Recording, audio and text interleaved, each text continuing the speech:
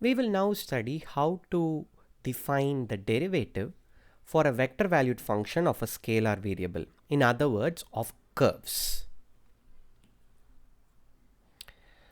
Now the definition of the derivative in this scenario is rather straightforward.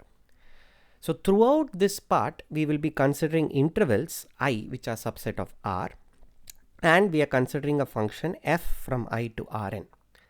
Now since this is a function taking values in Rn, we can write down the function in terms of its component functions f1 to fn, where each fi is a function from I to R. Now fix a point t in I. We want to define the derivative of the function f at this point t. We define the derivative to be quite simply the vector whose component functions are nothing but f1 prime of t, f2 prime of t, fn prime of t. So to differentiate a vector valued function of a scalar variable, just differentiate each one of its components. Of course, this definition makes sense only when the derivatives f1 prime fn prime exist. So this is, as you can expect, an utterly straightforward extension of the usual notion of the derivative to a more general setting, and most of the facts about this scenario is going to be quite straightforward and is going to be left to you as exercises. So one remark I would like to make: usually we use the variable x, but here I have used the variable t. This is intentional. This serves a psychological aid that these functions f of a scalar variable taking vector values, these are supposed to be curves. So we can imagine the function f as describing the path traversed by a particle over time. Of course, here we have the weirdness that time could even be negative.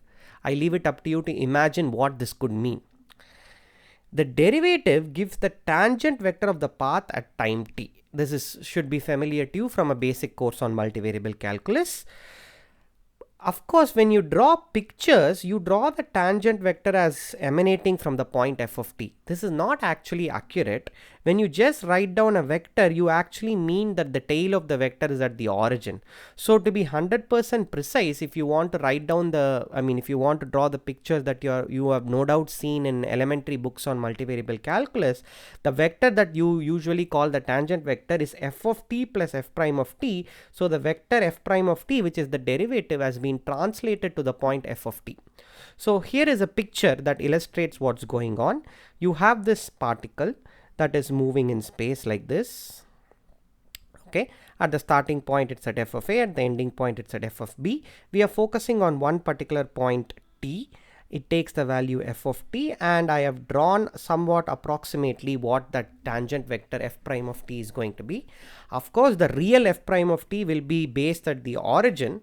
Okay, the way I have drawn it, it's not exactly accurate. I've just parallelly moved the thing to the origin, but because this is a three-dimensional picture, you must imagine this vector in an appropriate way. So this is the actual vector f of t plus f prime of t. So this is a very rough and actually somewhat inaccurate picture of what is going on, but it will convey the basic idea to you. Okay, since everything is just doing things term wise, you can expect that all the familiar properties of the derivative will be true. So suppose you have two functions f comma g from I to Rn. Let me recall once again that I will always denote a interval in R. Suppose you have these two functions f comma g that are differentiable at the point t. Then the sum f plus g, the dot product f dot g, which I want you to recall from your elementary studies in undergraduation, lambda f, where lambda is a scalar. These are all differentiable at t with the following properties. The derivative of f plus g is nothing but the derivative of f plus the derivative of g, both taken at the point t. Note these two are vectors, so I can obviously add them. The dot product f dot g, that will give you a scalar valued function if you think about it. So this is actually f dot g is going to be a regular one variable function taking values in R. The derivative of that is nothing but f prime of t dot product g of t plus g prime of t dot product f of t. And the third property is rather the easiest to prove. The derivative of lambda f is just nothing but lambda f prime at t. So these properties are rather easy, and I'm going to leave it to you to check. Now I'm going to give you one more exercise, and again this exercise is going to be rather easy. Show that if f from I to Rn is differentiable, then the function is continuous at t. Now it is at this point you must ask me, okay, you want me to show it is continuous, but what is the metric on Rn? Recall from our studies from metric spaces that it really doesn't matter which metric you put on Rn, provided it satisfies the basic property that sequences converge if and only if the component sequences converge. It really wouldn't matter. But when I don't mention what the metric on Rn is, you must always take the Euclidean metric, which we have studied in some detail when we studied metric spaces.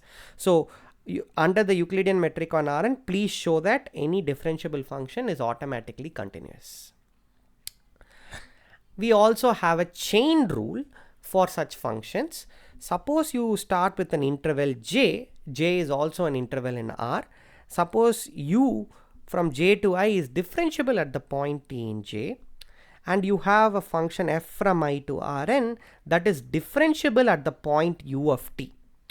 Then the composite function f composed with u is differentiable at t with the derivative f prime of u of t into u prime of t.